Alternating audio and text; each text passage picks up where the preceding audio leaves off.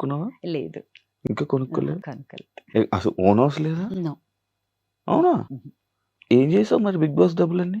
Big boss డబ్బుల్లో నేను కోటి కోటి వచ్చిందా మీకు తెలుసు, మాకు డౌన్ తెలుసు. పేమెంట్ కి సంబంధించిన వస్తాయి కదా.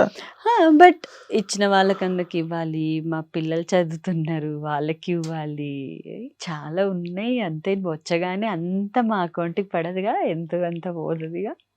ఎప్పుడు కొంటావు? కంటాం ఉం? కంటాం త్వరలో కొంటున్నావు? త్వరలో త్వరలో కొంటున్నా.